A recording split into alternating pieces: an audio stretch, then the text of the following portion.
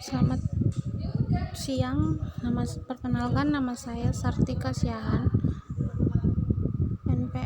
NPM 19110203. Saya dari kelas SIP 1901. Di sini saya akan mempresentasikan tentang scheduling atau penjadwalan.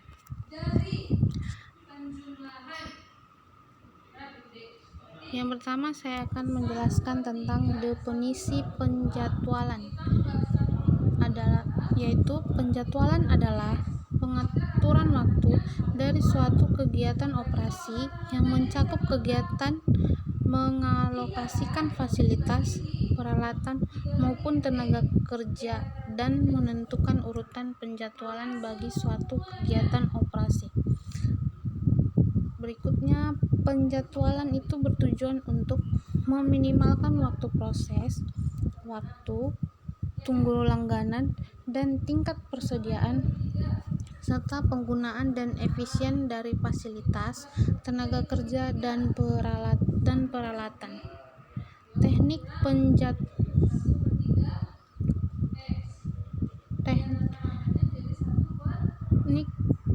penjadwalan.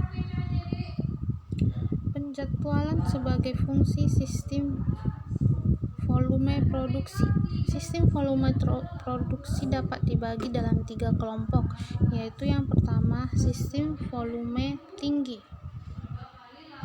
yaitu penyeimbangan lini.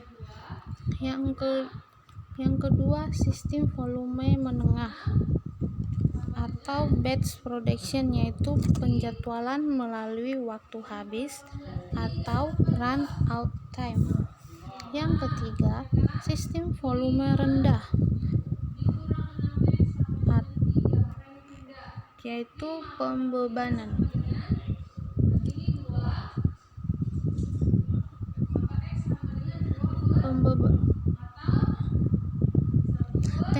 Dalam teknik penjadwalan itu dalam sistem produksi tinggi atau max production, yaitu penyeimbangan lini atau line balancing. Dalam sistem volume produksi menengah itu ialah batch production. Sedangkan dalam sistem volume produksi rendah itu atau jobbing shop production.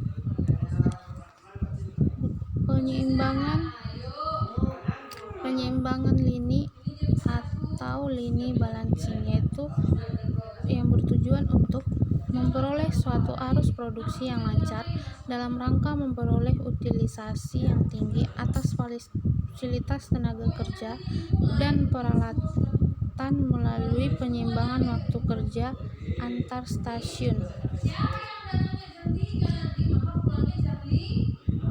Dalam menyusun keseimbangan lini, terdapat 2 faktor yang perlu diketahui, yaitu jumlah waktu seluruh tugas. Yang kedua, waktu elemen tugas terlama atau terpanjang.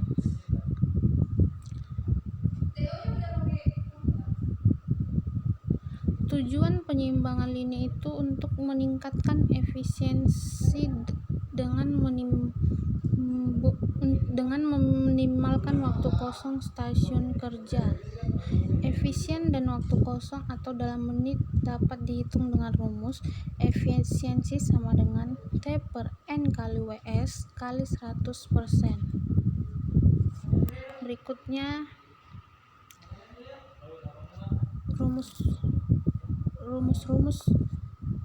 rumusnya. Yang pertama, kapasitas keluaran atau K sama dengan WO per WS, di mana K sama dengan kapasitas keluaran, WO sama dengan waktu operasi, WS sama dengan waktu siklus. Yang kedua, waktu siklus atau WS sama dengan WO per K, di mana K sama dengan tingkat keluaran yang diinginkan.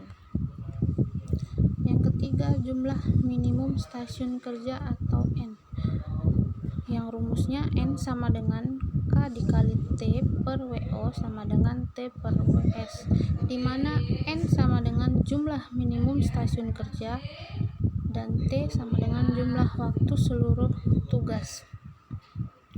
Berikutnya, metode run out time merupakan teknik penjadwalan yang sering digunakan dalam satuan pemrosesan secara batch. Run out time atau waktu habis menunjukkan berapa lama suatu produk tertentu akan habis dari persediaan, atau dalam bentuk rumus ROT sama dengan tingkat persediaan per rata-rata permintaan. Aturan penjadwalan dalam ROT ialah menjadwalkan yang memiliki ROT paling kecil lebih dulu setelah selesai satu tahap penjadwalan, kemudian dievaluasi kembali untuk menentukan produk yang memiliki ROT terkecil lagi, demikian seterusnya. Berikutnya, pembebanan. Pembebanan atau loading berkaitan dengan penugasan pekerjaan kepada pusat kerja tertentu sehingga biaya proses, waktu kosong atau pemenuhan waktu dapat dilakukan seminimal mungkin.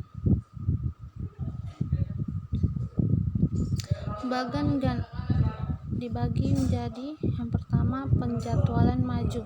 Pekerjaan dimulai seawal mungkin sehingga pekerjaan biasanya selesai sebelum batas waktu yang dijanjikan atau due date. Yang kedua, penjadwalan mundur, kebalikan dari penjadwalan maju.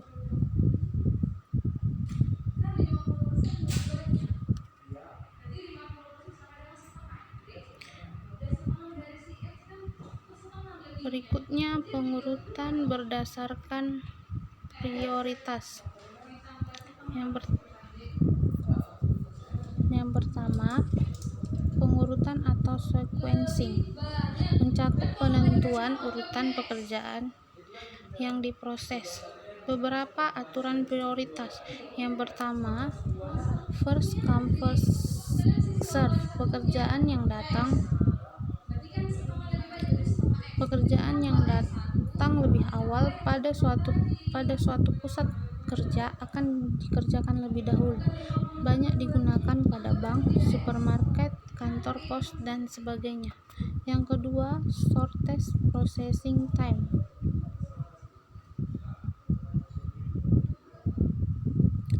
Pekerjaan yang paling cepat selesainya mendapat prioritas pertama untuk dikerjakan lebih dahulu. Banyak dipakai oleh perusahaan perakitan atau jasa. Yang ketiga itu earliest due date. Pekerjaan yang harus selesai paling awal dikerjakan lebih dahulu. Berikutnya, pengurutan pekerjaan melalui dua pusat kerja atau N/2 problem.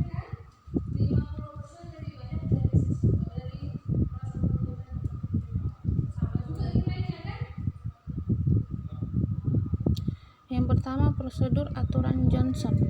Yang pertama, susunan daftar pekerjaan beserta waktu prosesnya untuk setiap pusat kerja. Yang kedua, pilih pekerjaan dengan waktu terpendek. Jika pekerjaan itu berada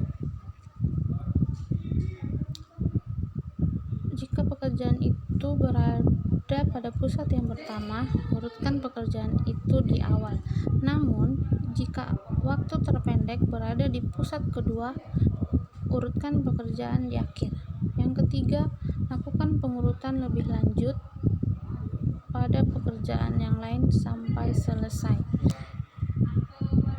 Yang terakhir, pengurutan pekerjaan melalui 3 pusat kerja atau N/3 problem.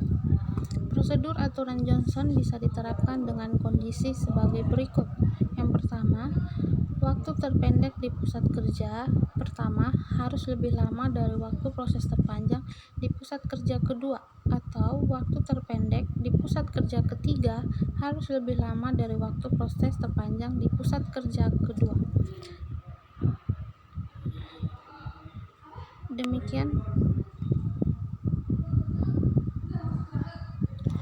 Demikianlah presentase saya kali ini. Apabila ada Kata-kata saya yang kurang jelas atau salah mohon dimaafkan. Sekian dan terima kasih.